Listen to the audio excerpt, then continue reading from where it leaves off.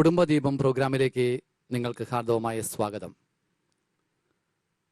ചിലർ പറഞ്ഞു കേട്ടിട്ടുണ്ട്, അച്ചോ ഞാൻ സഹിച്ചതുകൊണ്ടാണ് കുടുംബം രക്ഷപ്പെട്ടത്. സഹനം രക്ഷാകരമാണോ? സഹനത്തിന് പോസിറ്റീവ് ആസ്പെക്റ്റ് ഉണ്ടോ? അതേ സഹനം ചിലപ്പോൾ നെഗറ്റീവായിട്ട് മാറാൻ സാധ്യതയുണ്ടോ? ഈ വിഷയമാണ് ഈ എപ്പിസോഡ് കൈകാര്യം ചെയ്യുന്നത്. സഹനം രക്ഷാകരമാണോ? അതിന്റെ ക്രിയേറ്റീവ് വശം എന്താണെന്ന് നമുക്ക് കേൾക്കാം. സഹിക്കുന്നതിൽ എന്തെങ്കിലും നന്മയുണ്ടോ? സഹനത്തിൽ എന്തെങ്കിലും തിന്മ ഒളിഞ്ഞിരിപ്പുണ്ടോ? ഈ ഒരു ചോദ്യമാണ് അച്ഛൻ ഇന്ന് നമ്മുടെ ചർച്ചയ്ക്ക് വേണ്ടിയിട്ടത് എന്നാണ് എനിക്ക് മനസ്സിലായത്. തീർച്ചയായിട്ടും സഹിക്കുന്നത് രക്ഷാകരമായ ഒരു അനുഭവത്തിലേക്ക് നമ്മെ നയിക്കുമെന്നതിന് എനിക്ക് മാത്രമല്ല നിങ്ങൾക്കും യാതൊരു സംശയവും ഉണ്ടാവില്ല എന്നാണ് ഞാൻ വിചാരിക്കുക. ശരിയല്ലേ? സഹനം രക്ഷാകരമാണ്. നമ്മൾ ഇതുവരെയുള്ള 2 എപ്പിസോഡിൽ നമ്മൾ കണ്ടു. അതിൽ പാരസ്പര്യത, 2 കൂട്ടരും കൂടി ഒരുമിച്ച് ഒരു കഷ്ടപ്പാട്, ഒരു കാര്യം ചെയ്യാൻ വേണ്ടി നമ്മൾ ത്യജിച്ച് നമ്മൾ ഇറങ്ങുമ്പോൾ അത് അവസാനം എത്തണ വരെ നമുക്ക് ഒത്തിരിയേറെ ഒരു അനുഭവത്തിലൂടെ നമ്മൾ കടന്നു പോയാലും നമ്മുടെ ലോങ് ടൈം ഗോള് ക്ലിയർ ആണെങ്കിൽ നമ്മുടെ സഹനത്തിന് അർത്ഥമുണ്ട്. ആ സഹനം നമുക്ക് രക്ഷാകരമാണ് എന്ന് പറയാം. ഒരു എക്സാമ്പിൾ പറഞ്ഞാൽ, ലോങ് ടൈം ഗോൾ എന്ന് പറയുമ്പോൾ എൻ്റെ ലക്ഷ്യം ഇപ്പോൾ ഒരു പെര പണിയാൻ ഭാര്യയും ഭർത്താവും കൂടി, അധികം സാമ്പത്തിക ശേഷി ഇല്ലാത്ത ഒരു കുടുംബ പശ്ചാത്തലത്തിൽ ജീവിക്കുന്ന ഭാര്യയും ഭർത്താവും കൂടി ഒരു വീട് പണി ആരംഭിക്കുകയാണ്. അവർ കൂലിപ്പണിക്ക് പോണ ആളുകളാണ്. ആ കൂലിപ്പണി ചെയ്യുന്നതിൻ്റെ ഉള്ളിൽ കിട്ടുന്ന രൂപ കഷ്ടപ്പെട്ട് ഉണ്ടാക്കി വീടിൻ്റെ ചെലവും അതിൻ്റെ ഉള്ളിലൂടെ പുറത്ത് ജോലി കഴിഞ്ഞ് വന്ന് കല്ല് ചോന്ന് മണൽ ചോന്ന് കഷ്ടപ്പെട്ട് വീട് പണിയും കൂടി ചെയ്യുക. 2 പേരും ഒരു ഹൃദയവും ഒരു ആത്മാവും ഒരു മനസ്സുമായിട്ട് അവർ ത്യജിച്ച് ത്യാഗം ചെയ്ത് അവർ ആ വീട് പണിയാണ്. ആ ഒരു അനുഭവത്തിൻ്റെ കഴിഞ്ഞാൽ അതിൻ്റെ എൻഡ് റിസൾട്ട് എന്താണ്? ഇവരിൽ ഉണ്ടാകുന്ന വ്യത്യാസങ്ങൾ എന്തൊക്കെയാണ്? ഒന്ന് പറഞ്ഞേ. ഈ ഒരു വീട് ഇങ്ങനെ പണിയാൻ കഷ്ടപ്പെട്ട് 2 ആളും കൂടി അധ്വാനിച്ച ഒരു വലിയൊരു കാര്യം ചെയ്യാണ്. അതിനു വേണ്ടിയിട്ട് അത് കഴിയുമ്പോൾ അവരുടെ മനസ്സിലുണ്ടാകുന്ന ഒരുപാട് സംഭവങ്ങളുണ്ട്. ആ അനുഭവത്തെ ഒന്ന് പറഞ്ഞേ. അതാണ് ഈ സഹനത്തിന്റെ നന്മ എന്ന് പറയുന്നത്. ഒന്ന് പറഞ്ഞേ നിങ്ങള്. ഒരുമയുണ്ടാകും, പിന്നെ വലിയ സന്തോഷം ഉണ്ടാവും, പിന്നെ ആ വീടിന്റെ കല്ലും മണ്ണും ഇണങ്ങി എങ്ങനെ നിൽക്കുന്നുവോ അതുപോലെ ആയിരിക്കും ആ ഉണ്ടാക്കാനായിട്ട് നമ്മളുടെ ആ ശ്രമത്തിന്റെ പിന്നിലുള്ളവരുടെയും മനസ്സ്. അതായത് ഒരു കല്ല്, മണ്ണ്, സിമന്റ് അതെല്ലാം കൂടെ ചേർന്ന് സാധനം ചേർന്ന് അതുപോലെ ഇരിക്കും. Okay, good. പിന്നെ സമാധാനം ഉണ്ടാവും, സന്തോഷം ഉണ്ടാവും. കാരണം ഒരേ ലക്ഷ്യത്തിന് വേണ്ടി 2 ആളും അക്ഷീണം യത്നിക്കുകയാണ്. ത്യാഗം ഏറ്റെടുത്തതിന്റെ ഒരു വലിയ സന്തോഷം. അവരുടെ മനസ്സുപോലെ ആ കുടുംബത്തിൽ എന്നും സന്തോഷവും സമാധാനവും ആയിരിക്കും. ഒരുമിച്ച് ആ ചെയ്തതിന്റെ എന്നും എന്ന് പറയാൻ പറ്റുമോ? അത് നമുക്ക് പിന്നെ ആലോചിക്കാൻ തോന്നുന്നു. ആ വീട് പണിയാനായി ഒരു ലോങ് ടൈം ഗോൾ അവർക്കുണ്ട്. ഈ വീട് ഭംഗിയായിട്ട് പണിയണം, 1 കൊല്ലത്തിനുള്ളിൽ പണിയണം. അടുത്ത മഴ വരുന്നതിന് മുമ്പേ ഈ വീട് പണിത് നമുക്ക് കയറണം. ഇതാണ് അവരുടെ ആ ലക്ഷ്യം. ആ ലക്ഷ്യത്തിന് വേണ്ടി സകലതും മറന്ന് അവർ അധ്വാനിക്കുമ്പോൾ ഈ പറഞ്ഞ പോലെ അത് പൂർത്തിയാക്കുന്നതിലേക്ക് ഒരു ഭയങ്കര ത്രില്ല് അവർക്ക് ഉണ്ടാവും. ഓക്കെ, മാനസികമായ ഒരുപാട് സന്തോഷം ഉണ്ടാകും. ഒപ്പം അതുപോലെ വേറൊരു സഹനം ഇതുപോലെ ഒരുമിച്ച് ഏറ്റെടുത്താനുള്ള അതിൽ നിന്ന് കിട്ടുന്ന ഒരു എനർജിയും കൂടി വെരി ഗുഡ് ഉണ്ടാവും. ഒരു പോസിറ്റീവ് എനർജി ഉണ്ടാകുന്നതാണ് മേഴ്സി പറയുന്നത്. ഈ ഒരു വീട് പണിയാനായിട്ട് ഇത്രയും എനർജി നമ്മൾ ഡിവോട്ട് ചെയ്തിട്ട് നമ്മൾ ഒരു കാര്യം ചെയ്ത് ആ വീട് പൂർത്തിയാക്കി കഴിയുമ്പോൾ ഇനി എന്തെങ്കിലും ഒരു പ്രോജക്റ്റ് നമുക്ക് വേറെയും ചെയ്യണമല്ലോ എന്ന് തോന്നിപ്പിക്കുമാറ് ഒരു വലിയ ശക്തി, ഒരു ആന്തരിക ശക്തി, ഒരു ആന്തരിക ഉണർവ് നമുക്കുണ്ടാകുന്നതാണ് മേഴ്സി പറഞ്ഞത്. ഓക്കെ, ഈ വീട് പണിത് ഉയർത്താൻ വേണ്ടി നമ്മൾ കഴിക്കുന്ന ബുദ്ധിമുട്ടും കഷ്ടപ്പാടും അതോടൊപ്പം തന്നെ ആ വീട്ടിൽ നമുക്ക് താമസിക്കുമ്പോൾ ആ ഒത്തൊരുമിക്കല് കൊണ്ടുപോകാൻ വേണ്ടി നമുക്ക് എന്ത് ചെയ്യാൻ പറ്റുമോ അത് നമ്മൾ ചെയ്യാം. ഓക്കെ, അപ്പൊ എനിക്ക് തോന്നുന്നു ഈ സഹനത്തിന്റെ പോസിറ്റീവ് ആസ്പെക്ട് എന്ന് പറഞ്ഞാൽ ഒന്നാമതായിട്ട് മാരിറ്റൽ സ്റ്റെബിലിറ്റി. ഒരു മാരിറ്റൽ സ്റ്റെബിലിറ്റി. ആ മാരേജ് ഒരിക്കലും ആ ടാർഗറ്റ് പൂർത്തിയാകണ വരെ, അത് കഴിഞ്ഞിട്ടുള്ളത് നമുക്ക് പിന്നെ സംസാരിക്കാം, പൂർത്തിയാകണ വരെ ഒരിക്കലും ആ മാരേജ് ഒരിക്കലും തകരില്ല. ആ മാരേജ് സ്റ്റെബിലിറ്റി കൂടി. ആ സ്റ്റെബിലിറ്റി കൂടുന്നത് കൊണ്ട് തന്നെ ഈ 2 പേരും കൂടി ഒരുമിച്ച് ജോലി ചെയ്ത് സഹവാസ അനുഭവം കൂടുന്നതോടൊപ്പം അതിലെന്താ ഉണ്ടാവണേ? ഒരു ഇന്റിമസി ആസ്പെക്ട് ഉണ്ട്. ഒരു ആത്മാർത്ഥമായിട്ടുള്ള ബന്ധം അവിടെ കൂടുന്നു. ഒരാളുടെ വേദന മറ്റേ ആളുടെ, ഇപ്പൊ ആ കല്ല് പണിയുന്നതിന്റെ ഇടയിൽ ഒരാളുടെ കൈയൊടിഞ്ഞപ്പോ നീ എന്താ കൈയൊടിഞ്ഞു, എന്റെ പെരപണി നിൽക്കുകയാണല്ലോ എന്നല്ല ഭർത്താവ് ചിന്തിക്കുക. അവളെ സഹായിക്കുന്നതിലും സുഖപ്പെടുത്തുന്നതിലും ഒരു എക്സ്ട്രാ കെയർ ഉണ്ടാവും. അപ്പോൾ ശ്രദ്ധയുണ്ടാവും, പരസ്പരം പരിഗണന ഉണ്ടാവും, പരസ്പരം എന്തെങ്കിലും ഒരു പ്രോബ്ലം അതിന് തടസ്സം നേരിട്ടാൽ 2 ആളും കൂടി ഒരുമിച്ച് പ്രോബ്ലം സോൾവിങ് സ്കില്ല്, പ്രശ്ന പരിഹാര പാടവം ഇവരുടെ വർദ്ധിക്കും. നേരത്തെ പറഞ്ഞതുപോലെ അതിൻ്റെ ഉള്ളിൽ ഉണ്ടാകുന്ന കുറവുകൾ പരസ്പരം ക്ഷമിക്കാൻ പറ്റും, ക്ഷമിക്കാൻ പറ്റും, വലിയ ആത്മവിശ്വാസം ഉണ്ടാവും, വലിയ ആത്മവിശ്വാസം ഉണ്ടാവും, അംഗീകരിക്കുന്ന ഒരു മേഖലയുണ്ടാവും, ക്ഷമിക്കുന്ന അവസ്ഥ ഉണ്ടാവും. ഇവിടെ സഹനം എന്ന് പറയുമ്പോൾ ഒരു ജോയിന്റ് വെഞ്ചർ ആയിട്ടാണ് നമ്മൾ കാണുന്നത്. പക്ഷെ ചില സന്ദർഭങ്ങളിൽ അങ്ങനെ സംഭവിക്കില്ലല്ലോ. ഒത്തിരിയേറെ മനുഷ്യരുണ്ട് ഇത് ജോയിന്റ് വെഞ്ചർ അല്ലാതെ ഒരാൾ തന്നെ കൂടുതൽ ഇനിഷ്യേറ്റീവ് എടുക്കുകയും ഒരാൾ തന്നെ കൂടുതൽ സപ്പോർട്ട് ചെയ്യുകയും ചെയ്യേണ്ടി വരുന്ന അവസ്ഥകളുണ്ട്. അവിടെയാണ് ആക്ച്വലി സഹനങ്ങൾ കൂടുതലായിട്ട് ഉണ്ടാകുന്നത്. നമ്മൾ പറഞ്ഞു വന്ന കാര്യം, ഒരു ലക്ഷ്യപ്രാപ്തിക്ക് വേണ്ടിയിട്ട് നമ്മൾ എന്തും ചെയ്യും. പക്ഷേ ഈ പറഞ്ഞ രണ്ട് വ്യക്തികൾ തമ്മിൽ വിവാഹം കഴിച്ച് ഒരു ലക്ഷ്യത്തിലേക്ക് യാത്ര ചെയ്യുമ്പോൾ ഒരാൾ ചെയ്യേണ്ട റോൾ ഒരാൾ ചെയ്യുന്നില്ല. അങ്ങനെ വരുമ്പോൾ എങ്ങനെ നമുക്കതിനെ രക്ഷാകരമാക്കി നമുക്ക് കാണാനായിട്ട് സാധിക്കും? അതായിരിക്കും നമ്മുടെ രണ്ടാമത്തെ ഭാഗം എന്നാണ് എനിക്കും തോന്നുക. അതായത് സഹനത്തിൽ ഒളിഞ്ഞിരിക്കുന്ന അപകടങ്ങൾ എന്തെല്ലാം. സഹനത്തിൽ അങ്ങനെ അപകടം ഉണ്ടോ? ഉണ്ട്. എന്തൊക്കെയായിരിക്കും അപകടം? എന്തൊക്കെയാണ് സഹനത്തിലെ അപകടം? മാനസികമായ തകർച്ച. മാനസികമായ തകർച്ച. സഹിക്കുന്ന വ്യക്തിയുടെ മാനസികമായിട്ട് തകരും. മാനസികമായിട്ട് തകരുന്നത് കൊണ്ട് തന്നെ ആ വ്യക്തി ഒരുപാട് വിഷാദ രോഗത്തിലേക്ക്, വിഷാദ ഭാവത്തിലേക്ക് ആ വ്യക്തി കൂപ്പുകുത്തും. പിന്നെ കടുത്ത അപകർഷതാബോധം പങ്കാളിയിൽ ഒരാളിൽ ഉണ്ടാവും. കടുത്ത അപകർഷതാബോധം എന്ന് പറഞ്ഞാൽ എന്താണ്? എനിക്ക് കഴിവില്ല, ഞാൻ പോരാ, ഇയാൾക്ക്, എൻ്റെ ജീവിതം വ്യർത്ഥമായി എന്ന അപകർഷതാബോധം. എന്നെ ഒന്നിനും കൊള്ളില്ല, എന്നോട് ആർക്കും ഇഷ്ടമില്ല, എൻ്റെ പങ്കാളി എന്നെ വിലമതിക്കുന്നില്ല, അങ്ങനെ അപകർഷതാബോധം ഉണ്ടാവും. പിന്നെ നിരാശ വന്ന് ഭവിക്കാൻ സാധ്യതയുണ്ട്. നിരാശ വരും, അവനവനെ പറ്റിയുള്ള മതിപ്പ് നഷ്ടപ്പെടും. അപ്പൊ അങ്ങനെ ഇത് സംഭവിക്കുന്ന കാരണം കൊണ്ട് എന്ത് സംഭവിക്കുന്ന, ആ കുടുംബത്തിൽ തന്നെ ഒരു എന്താ പറയുന്നത്, ആ ആള് ചെയ്യുന്ന ഓരോ കാര്യങ്ങളിലും ഒരു പരാജയം ഉണ്ടാവാൻ സാധ്യതയുണ്ട്. മാത്രമല്ല ആ കുടുംബത്തിലെ മെമ്പേഴ്സാണ് ഈ ഒരു അവസ്ഥയെ ഫേസ് ചെയ്യുന്നെങ്കിൽ അവരുടെ കരിയറിൽ ഒരിക്കലും അവർ എന്താ പറഞ്ഞ ഒരു അഭിവൃദ്ധി ഉണ്ടാകാൻ സാധ്യത. അതായത് ഇങ്ങനെയുള്ള ഒരു അപകടം പതിയിരിക്കുന്ന സഹനത്തിന്റെ അനുഭവങ്ങളിലൂടെ കടന്നു പോകുന്ന വ്യക്തികളുടെയോ കുടുംബങ്ങളുടെയോ ജീവിതത്തില് ഒരു വളർച്ച അല്ലെങ്കിൽ വിജയം പ്രാപിക്കാൻ എളുപ്പമല്ല. ബുദ്ധിമുട്ടായിരിക്കും. അവരുടെ മക്കൾ സ്കൂളിൽ പോയാലും അച്ചീവ്മെന്റ് ആവില്ല. തീർച്ചയായിട്ടും അവരവിടെ സൂത്രങ്ങളും കള്ളത്തരങ്ങളൊക്കെ കാണിക്കും. മക്കളെ നമുക്ക് വായിച്ചെടുക്കാൻ പറ്റും കുടുംബത്തിന്റെ അവസ്ഥ എങ്ങനെയാണെന്നുള്ളത്. മക്കളിലൂടെ കുടുംബത്തിന്റെ അവസ്ഥ വായിച്ചെടുക്കാൻ പറ്റും. കാരണം അച്ചീവ്മെന്റ് ആവില്ല അവര്. ഒരിക്കലും അവർ വിചാരിക്കുന്ന അവരുടെ കപ്പാസിറ്റിക്ക് അനുസരിച്ച് അവർക്ക് ഫലം പുറപ്പെടുവിക്കാൻ പറ്റില്ല. കാരണം വീട്ടിലെ ഡിസ്കംഫർട്ട് അവരെ സ്വാധീനിക്കാൻ ഇടവരും. പിന്നെ സഹനം എനിക്ക് തോന്നുന്നത് ഇങ്ങനെ സഹിച്ചു കഴിഞ്ഞാൽ എല്ലാവരോടും ഒരു വെറുപ്പായിരിക്കും. വ്യക്തിപരമായിട്ട് മറ്റുള്ള ബന്ധങ്ങളിലൊക്കെ നമുക്ക് ആ വെറുപ്പ് വരും. കല്യാണം കഴിഞ്ഞ പേരൻസിനോടൊക്കെ, നമ്മുടെ പേരൻസിനോട് തന്നെ നമുക്ക് നിങ്ങൾ കാരണം എനിക്കത് അനുഭവിക്കേണ്ടി വന്നത്, അല്ലെങ്കിൽ ചിലപ്പോൾ പള്ളിയിൽ അച്ഛനോട് പോലും തോന്നും. കാരണം അച്ഛൻ കെട്ടിച്ചു തന്നുകൊണ്ടാണല്ലോ ഇതിപ്പോൾ ഇങ്ങനെ വന്നത്. അതുകൊണ്ട് അങ്ങനെയുള്ളത് പോലും വരാം. അതായത് നമുക്ക് നമ്മുടെ അടിസ്ഥാനപരമായ ബന്ധത്തിൽ ഇൻസെക്യൂർ ഫീലിങ്ങോ അല്ലെങ്കിൽ തകർച്ചയോ നേരിടുമ്പോൾ സഹനം ഇത്തരത്തിൽ മറ്റു ബന്ധങ്ങളിലെയും ആസ്വാദ്യതയെ ബാധിക്കുന്നത്. ഇവരുമായിട്ട് പെരുമാറുന്ന ഒരു വ്യക്തികൾക്കും ഒരു സാറ്റിസ്ഫാക്ഷൻ ഉണ്ടാവില്ല. അവര് എന്തോ ഒരു അസ്വസ്ഥത അവരുടെ സംസാരത്തിലും പെരുമാറ്റത്തിലും എല്ലാം ബാക്കിയുള്ളവർക്കും ഒരു ഫീൽ ചെയ്യും. അതായത് അത്തരത്തിൽ പെരുമാറുന്ന വ്യക്തികൾക്ക് എപ്പോഴും ഒരു ഡിസ്റ്റർബ്ഡ് ഫീലിംഗ് ഉണ്ടാവും. ചാമിംഗ് ആയിട്ട് ഒരാളുടെ അടുത്ത്, ഒരു എക്സ്പ്രസീവ് ആയിട്ട് ഒരാളുടെ മുന്നിൽ വന്ന് നിൽക്കാൻ പറ്റത്തില്ല. ഒരു നെഗറ്റീവ് ഒരു ഇൻട്രോവേർട്ട് ആയിട്ടായിരിക്കും അവരെപ്പോഴും നിൽക്കുക. അവരുടെ ഉള്ളിലെ ആ ഒരു ഫീലിംഗ് ആണ് അവരത് ഇത് വരുന്നത്. പക്ഷെ എങ്കിൽ കൂടി ബാക്കിയുള്ളവരുടെ മുന്നിലേക്ക് വരുമ്പോൾ അവർ എക്സ്പ്രസീവ് ആയിട്ട് അല്ലെങ്കിൽ ഒരു കാര്യം ചെയ്യാൻ പറ്റും. ഇവർ കൊടുക്കുന്ന ഒരു നെഗറ്റീവ് ഓറയായിരിക്കും. അവരെവിടെയായിരിക്കും അവിടെ അവർ കൊടുക്കുന്ന അവരിൽ നിന്ന് വരുന്ന ഒരു നെഗറ്റീവ് എനർജി ആയിരിക്കും.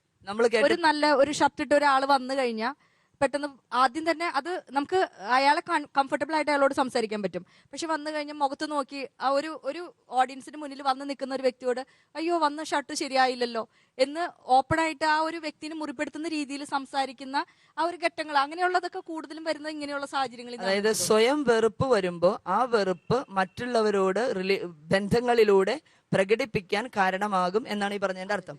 ചുരുക്കത്തിൽ പറഞ്ഞാല് അങ്ങാടി തോറ്റതിന് അമ്മയോട് എന്ന് പറയുന്നത് ഒരുപക്ഷെ ഇവിടെ കുടുംബ ബന്ധങ്ങളിൽ ഭയങ്കര വിള്ളലുകൾ വീഴാനും വഴിവിട്ട ബന്ധങ്ങളിൽ വ്യക്തികൾ ചെന്ന് ചാടാനും ഒക്കെ കാരണമാകും. വഴിവിട്ട ബന്ധങ്ങളിൽ വ്യക്തികൾ ചാടാനായിട്ട് ഇതൊരു കാരണമാകും, ഇവിടുത്തെ ഈ ഒരു അസ്വസ്ഥത. ഓക്കെ. പിന്നെ അവർക്ക് സെൽഫ് കോൺഫിഡൻസ് ഇല്ലാത്ത ഒറ്റ കാരണം കൊണ്ട് തന്നെ സ്നേഹത്തിന്റെ അഭാവം അവരിലുണ്ട്. അപ്പൊ ഏത് രീതിയിലും അവർ വഴിതെറ്റി പോകാനുള്ള സാധ്യതകൾ വളരെ കൂടുതലാണ്. സ്നേഹത്തിന് വേണ്ടിയിട്ട് ഒരു നിസ്സാര ഒരു സംഭവം, ഒരു പെൺകുട്ടിയുടെ ഒരു എക്സാമ്പിൾ എടുക്കുക.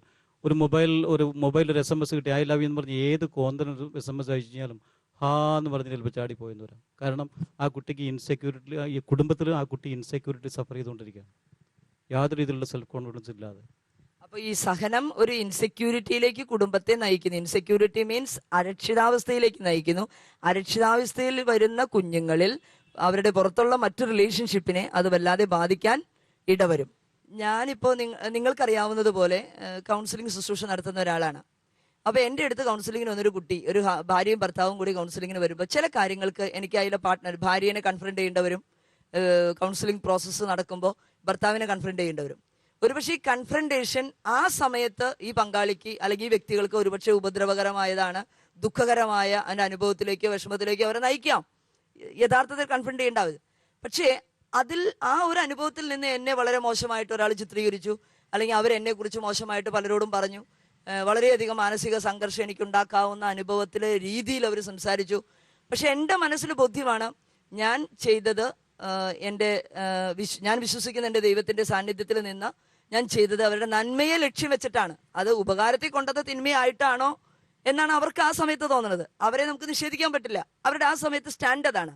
അത് വെച്ചിട്ട് ഞാൻ മനസ്സിലാക്കാം, എൻ്റെ ആ കുടുംബത്തിന് വേണ്ടി തന്നെ അന്ന് തന്നെ ആ ബന്ധം കീറി മുറിച്ച് വെട്ടിക്കളയാതെ ഞാൻ വീണ്ടും അവരുടെ പുറകെ പോയി അവരോട് സംസാരിച്ച് വീണ്ടും അവരെ അതിലേക്ക് കൊണ്ടുവന്ന് ഒരുപക്ഷെ 2, 3, 4 കൊല്ലം കഴിയുമ്പോഴാണ് അവർ തിരിച്ചറിയണേ, അയ്യോ അന്ന് റോസിസ്റ്റ് പറഞ്ഞത് ശരിയായല്ലോ, ഞങ്ങൾ എന്തോരം വിഷമിപ്പിച്ചു അല്ലെങ്കിൽ വേദനിപ്പിച്ചു എന്ന് തിരിച്ചു വന്ന് പറയുന്ന ഒരവസ്ഥ എൻ്റെ ജീവിതത്തിൽ ഉണ്ടായിട്ടുണ്ട്. പക്ഷെ ഞാൻ സഹനത്തിൽ നിലനിന്നത് കൊണ്ടാണ് അങ്ങനെ ഒരു റിസൾട്ട് നമുക്ക് കിട്ടിയത്. ഇത് കുടുംബജീവിതത്തിലേക്ക് ഒന്ന് അപ്ലൈ ചെയ്താൽ എങ്ങനെ ഇരിക്കും? തീർച്ചയായിട്ടും ഒരുപാട് തെറ്റിദ്ധാരണകളിൽ കൂടെ കടന്നു പോവുകയും പിന്നീട് സ്നേഹബന്ധങ്ങളിലേക്ക് തിരിച്ചു വരികയും ചെയ്യുന്ന ഒത്തിരി സാഹചര്യങ്ങൾ കുടുംബങ്ങളിൽ സംഭവിക്കുന്നുണ്ട്. സഹോദരങ്ങൾ പോലും തെറ്റിദ്ധാരണകളുടെ പേരിൽ അകന്നു പോവുകയും പിന്നീട് തെറ്റ് മനസ്സിലാക്കി തിരിച്ചു വരികയും ചെയ്യുന്ന സാഹചര്യങ്ങൾ നമ്മുടെ ചുറ്റുപാടും ഒരുപാട് സംഭവിക്കുന്നുണ്ട്.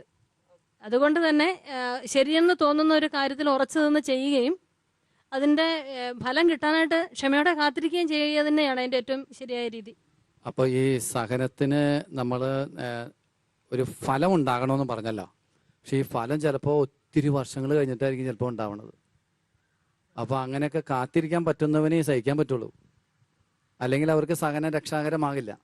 കാരണം കുറച്ച് നാൾ ഒരു ദിവസം കാത്തിരുന്നു, ഒരു മാസം കാത്തിരുന്നു, ഒരു വർഷം കാത്തിരുന്നു, ഒരു ഫലമില്ല. ചില ബന്ധങ്ങളിലൊക്കെ ചിലർ പറഞ്ഞു കേട്ടിട്ടുണ്ട്, അച്ചോ 15 വർഷം കഴിഞ്ഞതിന് ശേഷമാണ് ഇയാൾ മദ്യപാനം നിർത്തിയെന്ന്. അത്രയും നാൾ ഈ സ്ത്രീ ഒരു തരത്തിലുള്ള സഹനത്തിലൂടെയാണ് കടന്നു പോകുന്നത്. അപ്പോൾ ഇതിനൊരു കാത്തിരിപ്പുണ്ട്. അവിടെ നമുക്ക് ഇങ്ങനെ ചിന്തിക്കാം, എല്ലാ കാത്തിരിപ്പ് തീർച്ചയായിട്ടും ഉണ്ട്. നമുക്കറിയാം, ഒരു 3 ദിവസത്തെ ദുഃഖവെള്ളി അനുഭവം കഴിഞ്ഞ് 3 ദിവസം കഴിഞ്ഞപ്പോൾ ഉത്ഥാനം ഉണ്ടായത്. പലവട്ടം വീഴാതെ ഒരു വ്യക്തി നടക്കാൻ പഠിക്കുന്നില്ല, പലവട്ടം കരയാതെ ഒരു വ്യക്തി ചിരിക്കാൻ പഠിക്കുന്നില്ല.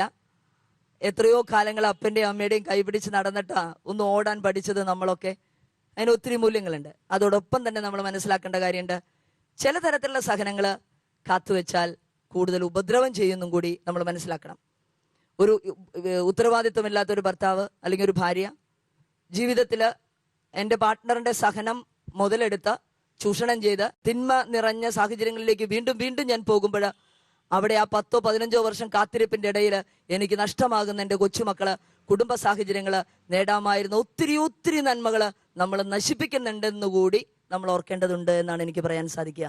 അപ്പോൾ ഇവിടെ ഇത് കേട്ടിരിക്കുന്ന കുടുംബ ദീപം പ്രേക്ഷകരോട് വളരെ സിൻസിയറായിട്ട് ആത്മാർത്ഥമായിട്ട് ഞാൻ പറയുകയാണ്, എൻ്റെ ജീവിതത്തിൽ ഒരു തിരിച്ചു നടപ്പ് നമുക്ക് ആവശ്യമാണോ? ഈ തിരിച്ചു നടപ്പ് സഹിപ്പിക്കാനല്ല, ഈ സഹനത്തിൽ സഹിപ്പിച്ച് എൻ്റെ സ്വഭാവം എൻ്റെ പാർട്ട്ണറെ ഇങ്ങനെ സഹിപ്പിക്കുന്നുണ്ട് അല്ലെങ്കിൽ വേദനിപ്പിക്കുന്നുണ്ട്, അസ്വസ്ഥതയുണ്ടാക്കുന്നുണ്ട്, അകത്തളങ്ങളിൽ അസ്വസ്ഥതയുണ്ട് എന്ന് തിരിച്ചറിഞ്ഞ് അതിൽ നിന്ന് കരകയറാനായിട്ട് ഒരുപക്ഷെ അവളുടെ കൂടെ മൂന്നാമതൊരാളോട് ഒരു സപ്പോർട്ട് സിസ്റ്റം അന്വേഷിക്കാൻ, ഒരു കൗൺസിലിംഗ് സെന്ററിൽ പോകാൻ, അല്ലെങ്കിൽ ഒരു പ്രാർത്ഥനാ കൂട്ടായ്മയിലേക്ക് പോകാൻ, ആരോടെങ്കിലും അത് എന്നെ സഹായിക്കുന്ന ആളോട് സംസാരിക്കാൻ ഒന്ന് തയ്യാറാകാനെങ്കിലും ഈ ഒരു എപ്പിസോഡ് നിങ്ങളെ സഹായിക്കട്ടെ എന്ന് ഞാൻ ആഗ്രഹിക്കുകയാണ്.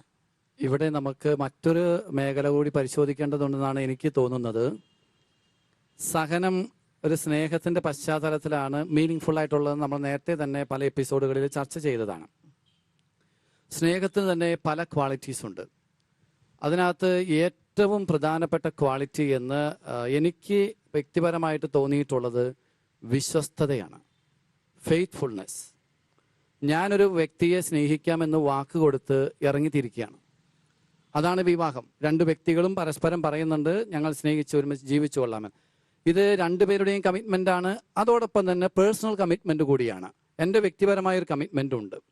അപ്പോൾ എൻ്റെ വിശ്വസ്തത, അതായത് ഞാൻ ഏറ്റെടുത്ത സ്നേഹിക്കാം എന്ന് പറഞ്ഞ ആ ഒരു ബോധ്യം, ആ ഒരു എൻ്റെ ഭാഗത്തു നിന്നുള്ള കമ്മിറ്റ്മെന്റ്, അത് ഞാൻ ചെയ്യുമ്പോൾ എനിക്കൊരു മീനിങ് ലഭിക്കുന്നുണ്ട്, എൻ്റെ ജീവിതത്തിന് ഒരു അർത്ഥം ലഭിക്കുന്നുണ്ട്.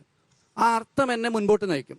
മാത്രമല്ല ഈ സഹനത്തെ കുറച്ചും കൂടി ക്രിയാത്മകമാക്കാനായിട്ട് സഹായിക്കാൻ സാധിക്കും.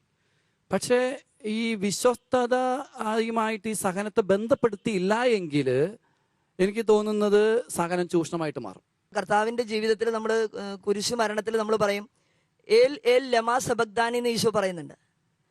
ഈശോയെ, ദൈവത്തെ അവിടെ കാണാതിരിക്കുന്ന സമയത്ത് തൊട്ട്, അതായത് ഒരു നിമിഷം, ഒരു മൊമെന്റാണ്. അടുത്ത നിമിഷം പറഞ്ഞു, ഞാൻ എൻ്റെ ആത്മാവിനെ അങ്ങയുടെ കരങ്ങളിൽ ഞാൻ സമർപ്പിക്കുന്നു, എൻ്റെ ദൗത്യം ഞാൻ പൂർത്തീകരിച്ചു. ഇത് എൻ്റെ ജീവിതത്തിൻ്റെ ഒരു ദൗത്യമാണ് ഇതെന്ന് എൻ്റെ കുടുംബജീവിതമായാലും സന്യാസ ജീവിതമായാലും ഏകസ്ഥ ജീവിതമായാലും ഏത് പ്രവൃത്തിയോടുള്ള എൻ്റെ കമ്മിറ്റ്മെന്റും എൻ്റെ ജീവിതം തന്നെ ഒരു ദൗത്യമാണെന്ന് പരിശുദ്ധ പാപ്പ പറയുന്നത് പോലെ ദൗത്യമാണ് ഞാൻ. ഒരു ദൗത്യം എനിക്ക് ഈ ഭൂമിയിൽ നിർവഹിക്കാനുണ്ട്. അത് പൂർത്തീകരിക്കുന്നത് വരെ ഞാൻ അസ്വസ്ഥനാണ് എന്ന് ഈശോ പറഞ്ഞ തിരുവചനം നമുക്ക് ഓർക്കുന്നത് നല്ലതാണ്. അതാണ് അച്ഛൻ പറഞ്ഞത്. തീർച്ചയായിട്ടും വളരെ വിലമതിക്കുന്ന ഒരു മെസ്സേജാണ് അച്ഛൻ നമ്മളോട് ഇപ്പോൾ പങ്കുവെച്ചത്.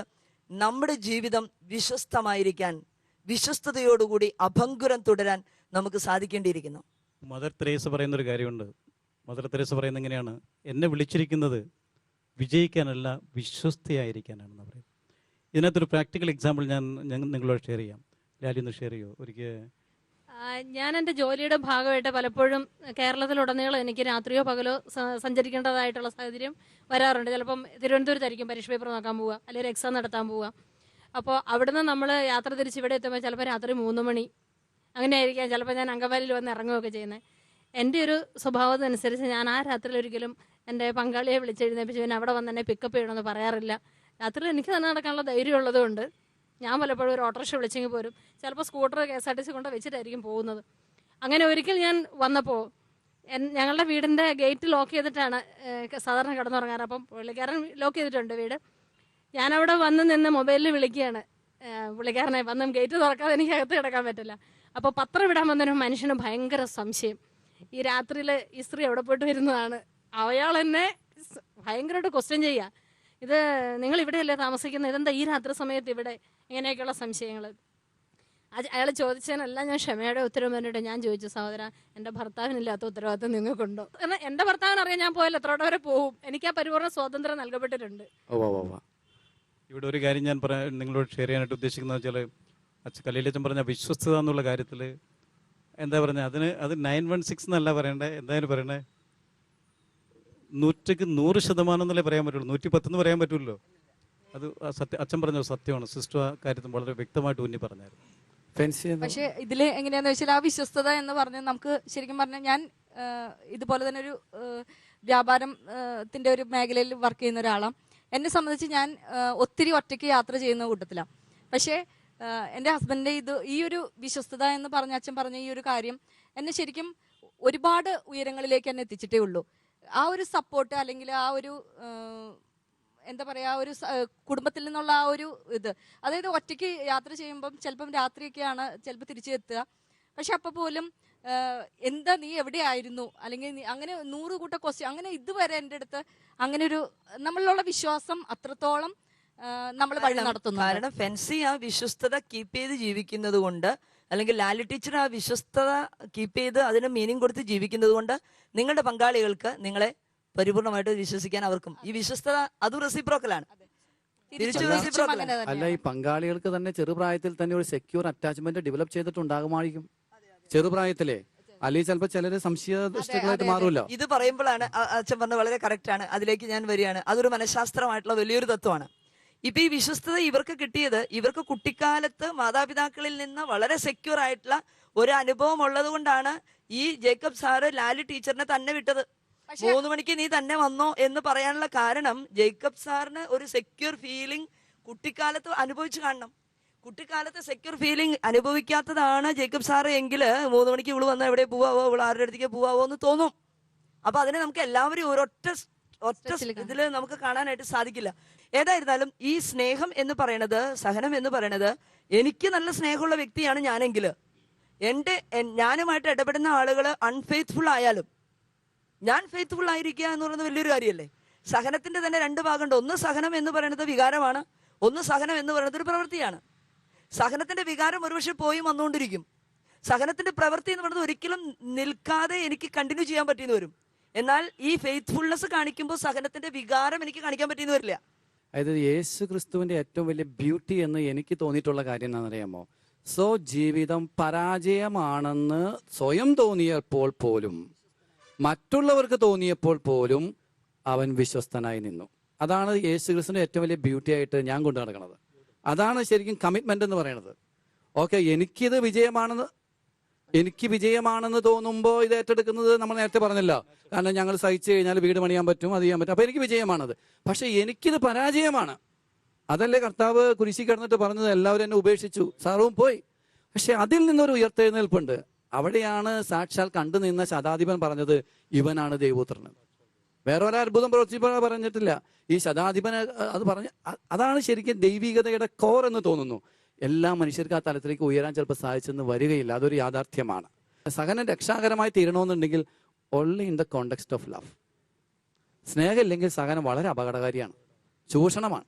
ഈ ചർച്ചയുടെ വെളിച്ചത്തിൽ നമ്മൾ വളരെ പ്രധാനപ്പെട്ട സഹനത്തിന്റെ യഥാർത്ഥത്തിലുള്ള കാമ്പിലേക്ക് നമ്മൾ പോവുകയായിരുന്നു. സഹനത്തിൽ ഒളിഞ്ഞിരിക്കുന്ന അപകടങ്ങളും സഹനത്തെ രക്ഷാകരമാക്കുന്ന അനുഭവങ്ങളും ആണ് നമ്മൾ ഉരുത്തിരിഞ്ഞു വന്നത്. തീർച്ചയായിട്ടും പരാജിതനാണ് താൻ എന്ന് തനിക്ക് തോന്നുമ്പോഴും മറ്റുള്ളവർ വിളിച്ചു പറയുമ്പോഴും അവിടെ വിശ്വസ്തയോടുകൂടി ജീവിക്കുക എന്നത് വലിയൊരു ആഴമായിട്ടുള്ള സംഭവമാണ്, സത്യമാണെന്ന് നമ്മൾ മനസ്സിലാക്കണം.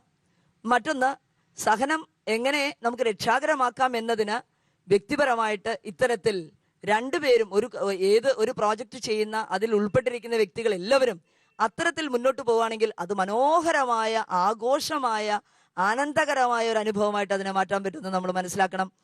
എന്തു തന്നെയായിരുന്നാലും ഈ എപ്പിസോഡ് കണ്ടിരിക്കുന്ന കുടുംബദീപം പ്രേക്ഷകരെ, നമ്മുടെ കുടുംബജീവിതത്തെ ഒരിക്കൽ കൂടി ഈ തരത്തിലുള്ള ഒരു വിദ്യാത്മകമായ മനോഭാവത്തിലൂടെ നമ്മുടെ വ്യക്തിപരമായ ജീവിതത്തിലെ, അനുദിന ജീവിതത്തിലെ സഹനങ്ങളെ രക്ഷാകരമാക്കാനും കൂടുതൽ വിശ്വസ്തയോടുകൂടി ഒരു പടി കൂടി ജീവിതത്തെ ഉദ്ധരിക്കുവാനും നമുക്ക് സാധിക്കട്ടെ എന്ന് നമുക്ക് പ്രാർത്ഥിക്കാം. ഒരുപാട് സഹനത്തിന്റെ അർത്ഥം കണ്ടെത്താനാകാതെ ഉഴലുന്ന ഒത്തിരിയേറെ വ്യക്തികളെയും കുടുംബങ്ങളെയും ക്രിസ്തുനാഥന്റെ സന്നിധിയിൽ നമുക്ക് സമർപ്പിച്ച് അവരുടെ ജീവിതത്തെ രക്ഷാകരമാക്കാനുള്ള കൃപ കൊണ്ട് അവരെ നിറയ്ക്കണമേ എന്ന് നമുക്കൊരു നിമിഷം പ്രാർത്ഥിക്കാം.